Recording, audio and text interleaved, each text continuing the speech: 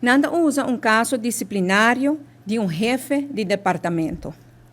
Lagami consta que nota AMI a dona publicidade no caso disciplinário de jefe de departamento aqui. Sino, ta não a dona publicidade na che e não a ele com ou sem consentimento de jefe de departamento mês. E dessa aqui, não é bom para atacar tanto o Ministério Público como o Departamento de Recursos Humanos, também, mesmo com o Partido AVP. Lagami começar com isso, que o nosso governo está para a integridade. E nós está para combater a corrupção. E me quer nós demonstrar essa de primeiro dia de nossa governação.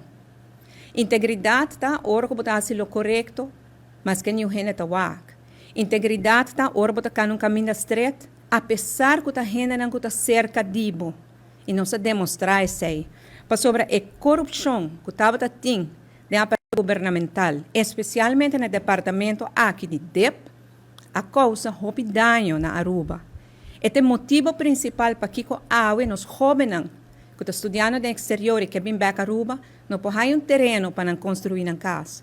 Para sobre a toda a de infraestrutura para o Cumi, a não involucrar tem problema com o Ministério Público, tem problema com a Justiça. Para Kiko, passou na parte terreno, mas é panfleto, e não tem terreno mais para esse que está buscando um casa.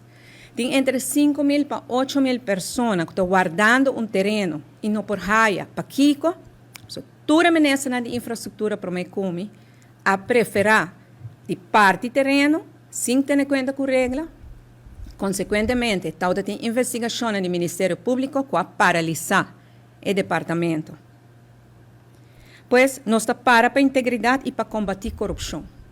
E agora para a integridade e para combater a corrupção, todo o departamento está alinhado nessa aqui. E nós fazemos todo o nosso máximo esforço para combater a corrupção também.